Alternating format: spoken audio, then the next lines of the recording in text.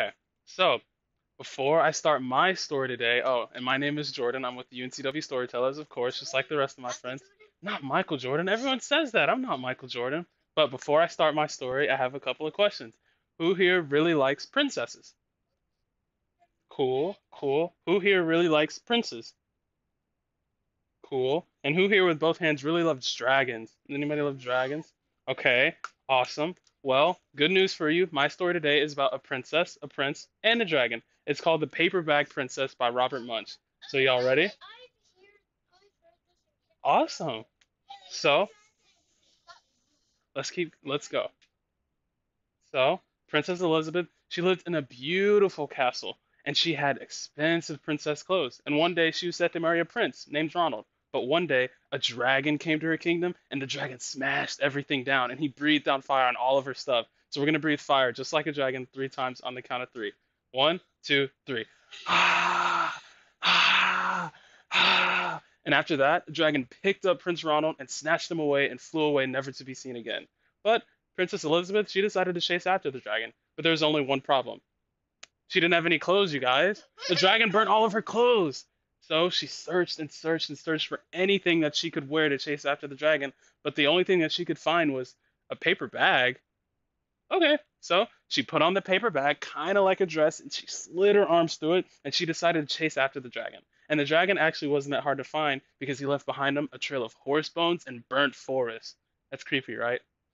So she finally got to the dragon's cave, and there's this huge door with a huge knocker on it. So she grabbed it with 2 hands, and I'm gonna need y'all to help me. The knocker's really heavy, and she knocked 3 times on the count of three. Ready? One, two, three. Knock, knock, knock. And the dragon opened the door, and he said, "Ah, a princess. Normally I love to eat princesses, but I've already eaten an entire castle today. I'm a very busy dragon. Come back tomorrow." And he slammed the door in her face so fast that it almost caught her nose. But that didn't bother her, right? She straightened up her back, she grabbed the knocker again, and decided to knock 3 more times. Ready? One, two, three. Knock, knock, knock. And the dragon opened the door and he said, "Ah, princess, didn't I just tell you? I've already eaten an entire castle today, and I'm a very busy dragon. Come back tomorrow." And this time he tried to slam the door in her face, but she said, "Wait, is it true that you're the smartest and you're the fiercest dragon in the whole wide world?"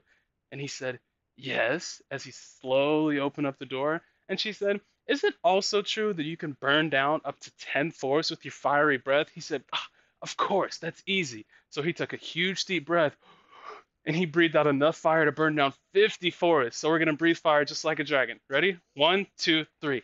Ah, ah, ah. And Elizabeth said, "That was amazing, but I bet you can't do it again." But he said, "Of course I can. That's so easy." So he took another huge deep breath, and this time he breathed out enough fire to burn down 100 forests. So 3 more times. Ready? One, two, three.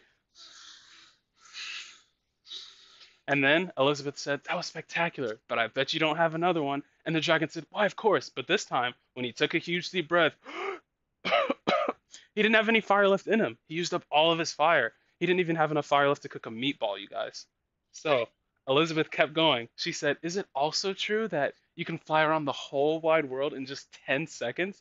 And the dragon said, "Why, of course." So he leapt up off the ground and he flew his wings around the world all the way back to Elizabeth in just 10 seconds. So we're going to fly our rings, ready? Our wings, ready? So he flew, and he flew all the way back to Elizabeth. And she said, "That was amazing, but I bet you can't do it again." And he said, "Why, of course I can." So he leapt up off the ground, but this time it took him 20 seconds. He was a little bit slower. So we're going to flap our wings 6 times. Ready? I'll count. One, two, three, four, five, six. But this time, when he got back to Elizabeth, he was kind of tired. So he laid down and he went to sleep. Elizabeth saw this and she was like, "Hey, dragon." But the dragon was sound asleep. So she walked up to the dragon just to make sure, and she lifted up the dragon's ear. But the dragon's ear is really heavy, so I need y'all to help me lift. Ready? One, two, three. Oh, okay. So she's holding the dragon's ear, and she yells in the dragon's ear as loud as she can, "Hey, dragon!" But the dragon didn't respond. The dragon was sound asleep. So she hopped over the dragon and she walked into the dragon's cave. Now, on the count of three, I want you to tell me what you think was in the dragon's cave. One, two, three. The prince! Prince Ronald was in the cave waiting for her, but he didn't seem too amused. Elizabeth, your hair's a mess. Your clothes are very dirty. You're wearing a paper bag. Come back to me when you look like a real princess. But Elizabeth, she didn't really think that was too nice. Did y'all think that was nice? I didn't think that was nice either. So she said, Ronald, your hair is very neat and your clothes are very pretty. And at one point, I thought you were a prince, but in reality, you're a bum. And they didn't get married after all. And that was the end of The Paper Bag Princess by Robert Munch.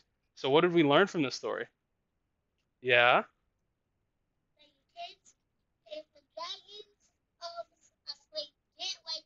you can't wake up a sleeping dragon. Yep. Did you like it? I love this story too. Yeah.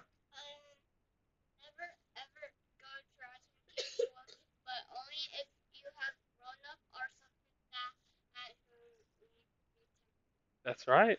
Yeah, over here. Be brave, of course. And then the last one.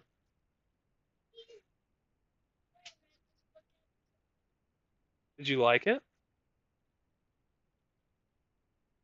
Yeah, I like the story too. Okay, thank you guys a lot. Are you ready to hear another story?